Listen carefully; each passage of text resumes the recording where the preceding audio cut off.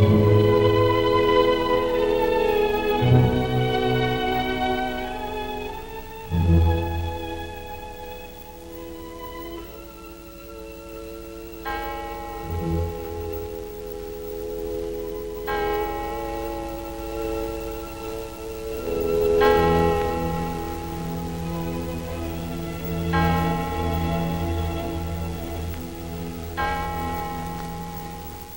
are told that in Sodom not 10 persons were found who could bear to break the bonds of urbanity and flee for life to the open country at dawn.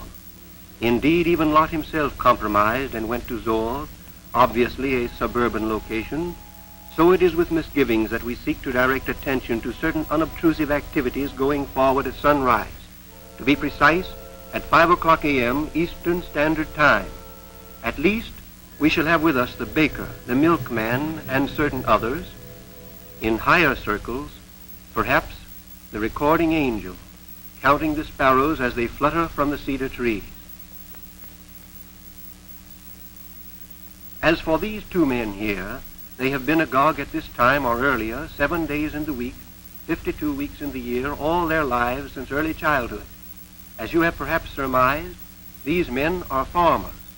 Tomorrow or next day, a half pint of this milk they are handling will be taken from a refrigerator in an apartment house in the largest city in the world, and baby Mary or Peggy or Martha Jane or whatever her name may be will rejoice accordingly.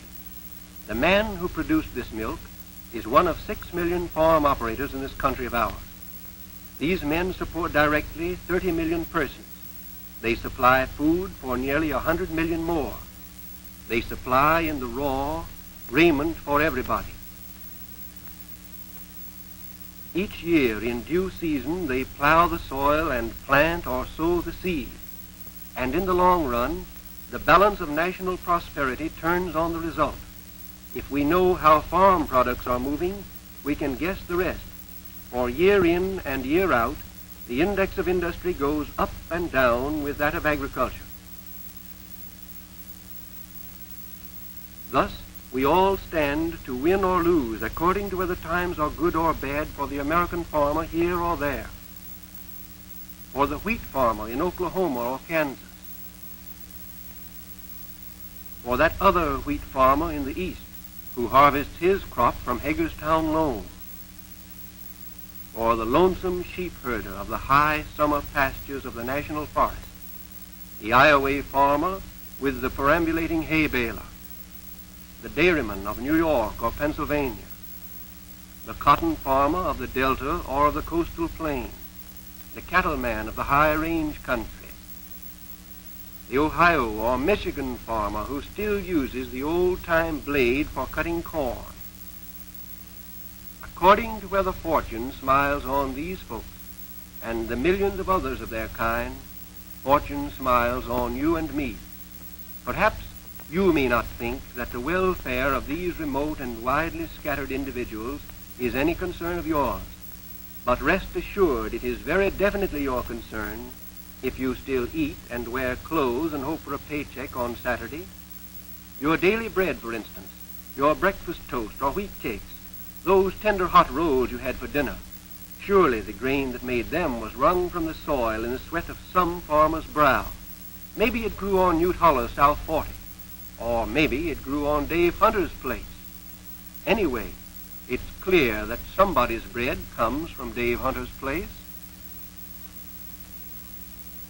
And look, at a given hour, the hopper of Bill Scott's combine carries the wheat that in due time will make the loaf that will serve to appease the hunger of a boy who lives 1,000 miles from Bill Scott's Oklahoma ranch. Surely, in the matter of daily bread, the farmer is the almoner of the Lord of harvests. As for the sweat of his brow, don't think for a moment that the farmer begrudges us that. For odd as it may seem to some folks, the farmer, born to the soil, would just as soon work as not. A 30-hour week? Barely time enough for morning and evening chores. And so we get our spinach. And our spuds, Out in the foothills of the Rockies, the boys round up the herd and cut out the strays. For them, it's all in the day's work. To you and me, it means the savory luxury of a Western T-bone steak. And then there's the Corn Belt farmer who sometimes worries about the price of hogs. Sometimes he gets mad and vows he'll trade his sows for hens. But you'll notice that the hams still turn on the barbecue spit, that their savory smell goes up daily throughout our land, that there is no interruption of service at the roadside counter, and that the ultimate consumer continues to get his nourishment, well, more or less. The soft-boiled eggs you had for breakfast may or may not have come from the little flock that Mary feeds in her Michigan dooryard, may or may not have come from John Schellenbarger's longhouse, but assuredly they come from somebody's barn or longhouse, just as do the fancy eggs that are served from the diet kitchen of this great hospital to speed the patient on the way to health, just as do all of the other billions of dozens of eggs that go to market each year in this country. Thus, in sickness or in health, all look to the farmer for food to keep body and soul together. Everybody, every guest in the big New York hotel, everybody uptown, everybody downtown, everybody out in San Francisco, everybody in Cincinnati, Ohio, everybody in the national capital, everybody, everywhere depends almost wholly on the farmer for his victuals, for his hog and hominy, or his filet mignon, as the case may be. For the moment, the tallest building in the world is the Empire State, a marvel of modern engineering. But the Empire State boasts no automatic gadget that could afford its tenants as much as one hot dog if they were marooned on these man-made cliffs for a day without benefit of the soil. We all wear clothes. It's still against the law to go without them. And here's where they come from the backs of the woolies. Whether from western wool or eastern wool, our staple suitings come from the flocks of the American farmer. And so we get our top coats and our overcoats and all the other woolen garments we wear.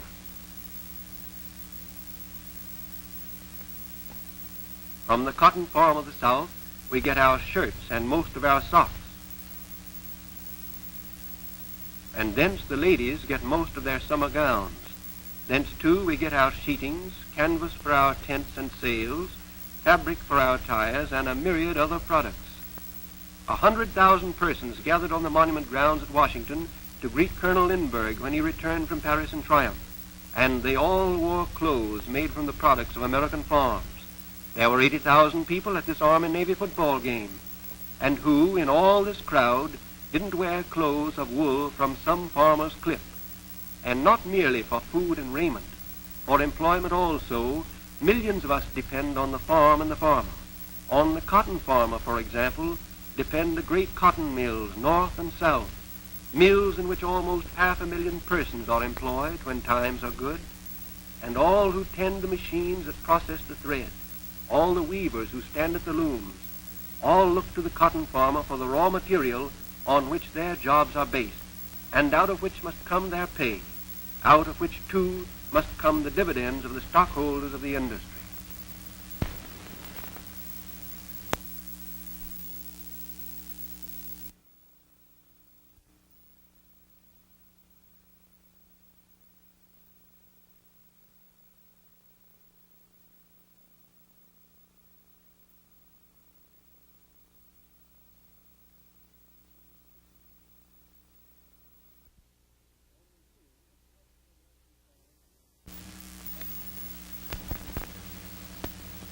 On the wool that comes from American farms and ranches depend the woolen and worsted mills, the great mills of Passaic, of Lowell, and of Lawrence, where we see the largest worsted mill in the world.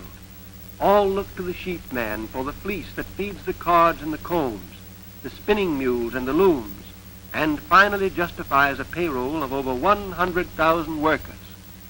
The wages of labor and the dividends of capital, as well as the commissions of jobbers and the modest share of the sheepmen, all come out of wool. The world-famous flouring mills at the Falls of St. Anthony in Minneapolis. These depend wholly on the farmer for their grist, and on the grist hangs the payroll. The even more famous Union stockyards in Chicago that feed the factories of the great American packing houses. This is the very citadel of a major industry, the wealth and payroll of which hang wholly on the labor of the American farmer. From the farm, food, raiment, employment. Now, think of wealth. Mining is a big business. Its turnover in this country runs into billions of dollars. It gives employment to over 600,000 workers. A big business. But the wealth that comes from the farm on an average year is 5 times the wealth that comes from the mine, 10 times the wealth from coal, 80 times the wealth from gold, and over 400 times the wealth from silver. Our oil business is big too. Besides thousands of operators and other officials, it gives employment to over 100,000 workmen. A big business. A business that Coal Oil Johnny might well be proud of if he could see it now. But the wealth that comes from the farm is 10 times the wealth that comes from petroleum.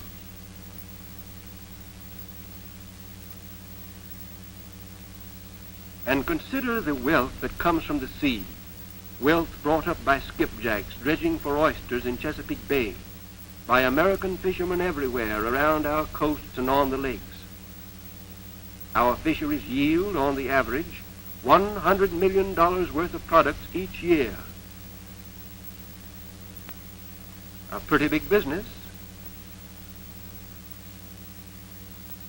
But the wealth that comes from the farm is 100 times the wealth that comes from the sea, and everybody gets a share. There remains still another product of the soil, infinitely more important than food, raiment, or any material wealth. The millions of boys and girls who come from farm homes to enrich the life stream of the nation. This contribution to the body politic is priceless. Competent authorities agree that without it, the great cities with their falling birth rate would be doomed. From the viewpoint of Times Square, such a doctrine may seem absurd, but Times Square naturally cannot see the whole picture.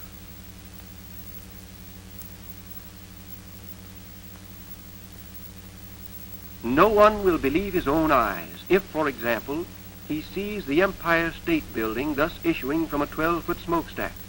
We all make allowance for optical perspective and illusion, but few indeed make any allowance at all for economic perspective.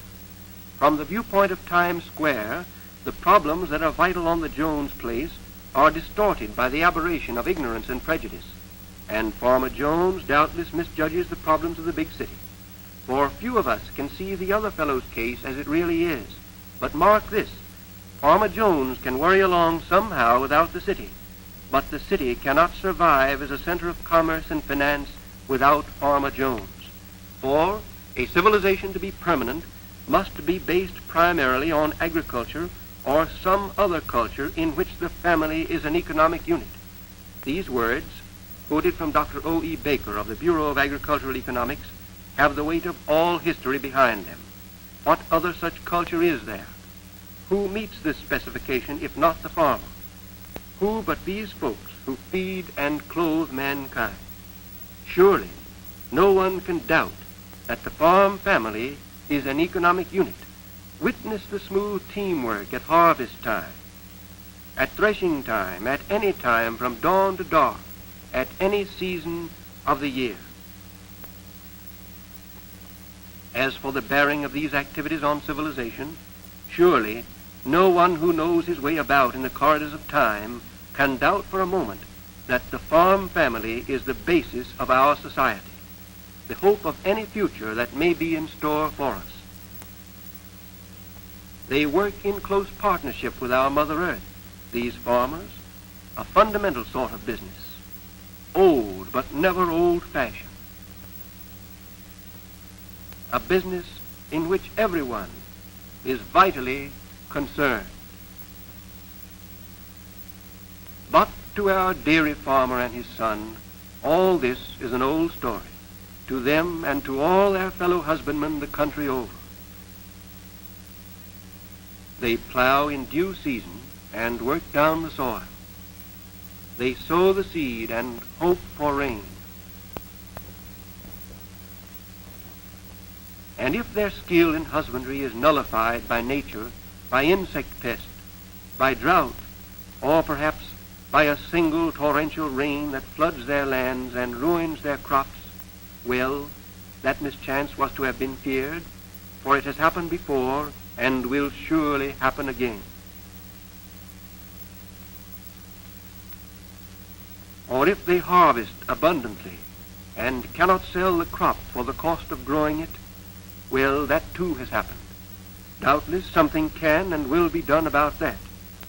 But the uncertainty of the weather must always be a factor in the farmer's reckoning. And so, at best, farming remains a business with certain natural hazards, to say nothing of the economic hazards inherent in a haphazard world economy.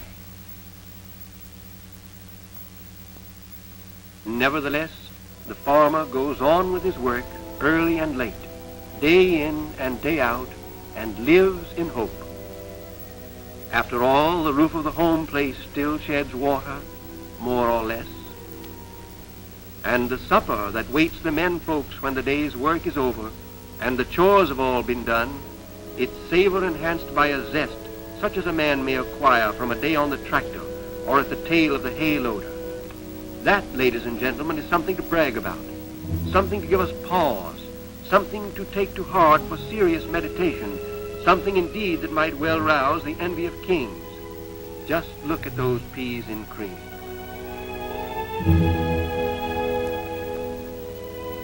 Not a bad business, farming, when all is told and the tally scored. Not so bad. Not so bad. As for tomorrow, well, there's always work to be done, and we may rest well assured that the work will be done, for our farmer is the salt of the earth, and he takes pride in his job.